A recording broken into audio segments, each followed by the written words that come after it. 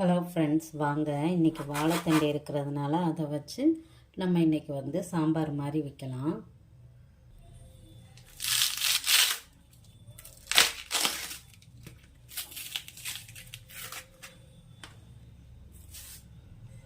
So இப்படி எடுத்துக்கோங்க friends, இதுதான் நம்மளுக்கு வந்து கரெக்டு. இதெல்லாம் நம்ம வந்து கீழே போட்டுடலாம்.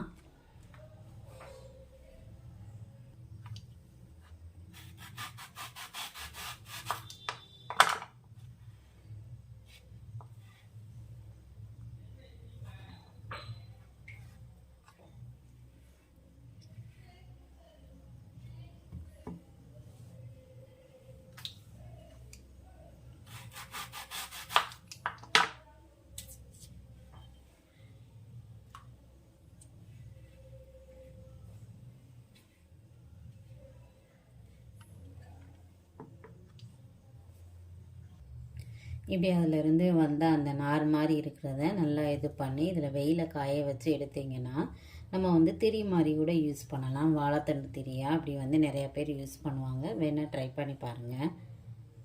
இப்படி கட் பண்ணி வச்சுக்கோங்க ஃப்ரெண்ட்ஸ். ஆனால் தண்ணிக்குள்ளே போட்டுருங்க, இல்லாட்டா கலர் சேஞ்ச் ஆகிரும். ஸோ இதை கட் பண்ணி ரெண்டு ரெண்டாக கட் பண்ணி இன்னொன்றில் போட்டுடலாம்.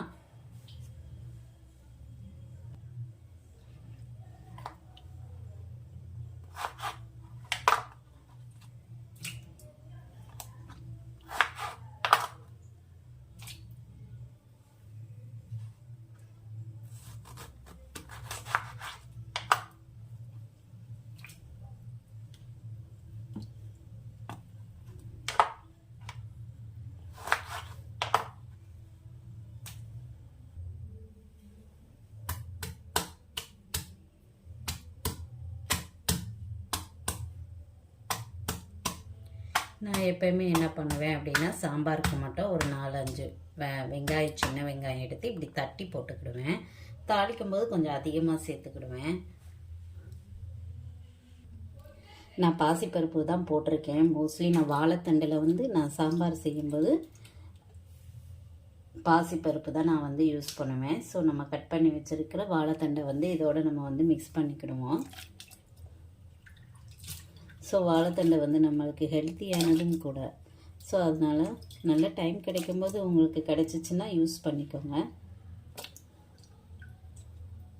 ஸோ வாழைத்தண்டு போட்டாச்சு. 2 பச்சை மிளகா, ஒரு 5 பல் வெங்காயம், சின்ன வெங்காயம், 2 தக்காளி, உப்பு போட்டு மசால் பொடி போட்டு குக்கரை வந்து க்ளோஸ் பண்ணிடுவோம்.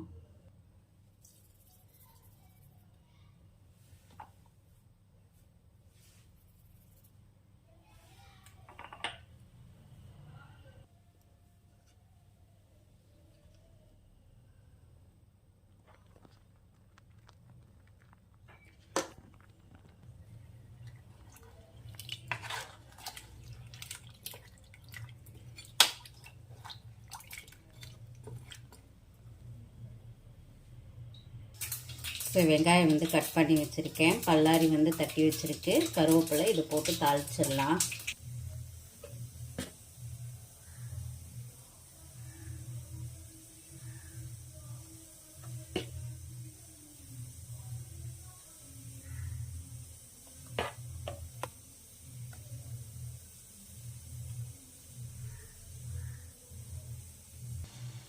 ஸோ நல்லா வந்துருச்சு. இப்போ நம்ம தாளித்து வச்சுருக்கிறத இதில் வந்து கொட்டிடலாம்.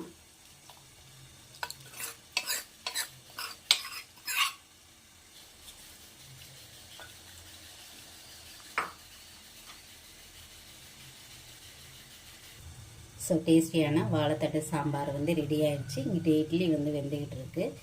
கார சட்னி இருக்கிறதுனால அதை யூஸ் பண்ணி சாப்பிடுவோம். சூப்பராக டேஸ்டியாக இருக்கும். இட்லி ரெடி ஆகிடுச்சு ஃப்ரெண்ட்ஸ்.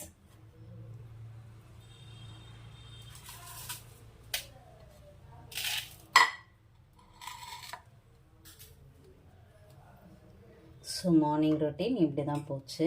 இதுக்கு வந்து கார சட்னி வச்சு சாப்பிடுங்க. கார சட்னி ப்ளஸ் நம்ம வந்து இன்றைக்கி வாழைத்தண்டில் வந்து சாம்பார் வச்சுருக்கோம். அந்த சாம்பாரை சாப்பிடும்போது இன்னும் கொஞ்சம் டேஸ்டியாக இருக்கும்.